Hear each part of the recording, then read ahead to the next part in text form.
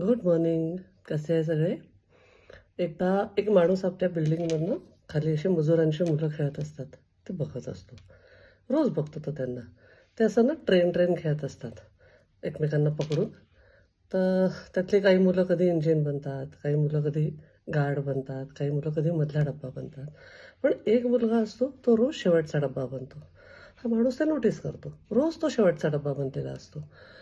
तो एकदा खाली जातो ते खेळत असताना आणि त्याला विचारतो की "का रे, तुला कधी असा मधला डब्बा किंवा इंजिन बनायची इच्छा नाही होत का?" तर तो हसतो. तो म्हणतो, "माझ्याकडे शर्ट नाही आहे आणि मी जर का समोर कुठे उभा राहिलो तर मुलं पकडतील कशाला? एकमेकांना शर्टला पकडतात ना. तर माझ्याकडे शर्ट नसल्यामुळे मी नेहमी शेवटचा डब्बा बनतो आणि असं जे काय मिळेल कापडाचा तुकडा त्याने असं लाल हे करत शेवटच्या डब्याची मी भूमिका निभवतो."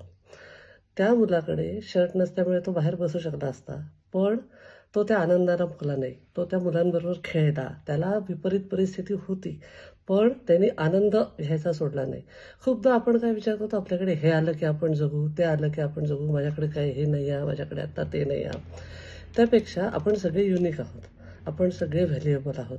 तर आपण ज्या परिस्थितीत सध्या जिथे कुठे असू, तिथे परिस्थितीचा आनंद नाही घेऊ शकत का? खूपदा आपण रडगाणे गात असतो, की माझी परिस्थिती सुधरू दे, माझं थोडंसं सेटल झाल्यावर मी जगीन, थोडंसं मुलं मोठे झाल्यावर मी जगीन, थोड्याशा घरच्या परिस्थिती वेळ निघून जाते. आपल्याला आपल्या आयुष्याचं किती टाईम टेबल किती दिवस आहे आपल्याला काहीच माहिती नाही आहे. पण ज्या मोमेंटमध्ये आहात, ज्या परिस्थितीत आहात, त्यात खुश तर राहणं आपल्या हातात आहे.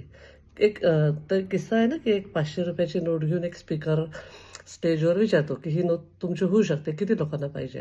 तर ऑडियन्समधले सगळे लोकं हात वर करतात. मग तो त्याची घडी करतो. तो म्हणतो, "आता किती लोकांना पाहिजे?" पुन्हा सगळे लोकं हात वर करतात. मग तो त्याला थोडंसं असं चुरगळतो. म्हणतो, "आता ही नोट किती लोकांना पाहिजे?" पुन्हा सगळेजण म्हणतात, "आम्हाला पाहिजे." मग आता असं म्हणायला नको, पण तो खाली टाकतो, तुकडा तोडतो. आता किती लोकांना पाहिजे? तरी लोकं हात वर करतात. त्या नोटेची व्हॅल्यू कमी झाली नाही. काहीही तिच्यावर विपरीत परिस्थिती आली, ती धुळीने माखली, फाटली थोडीशी, तरी आपण पण आपली व्हॅल्यू कमी होऊ न देता आयुष्य जगायचं असतं. त्याच्यामुळे be valuable, be unique, be smart. Have a good day. I love you all.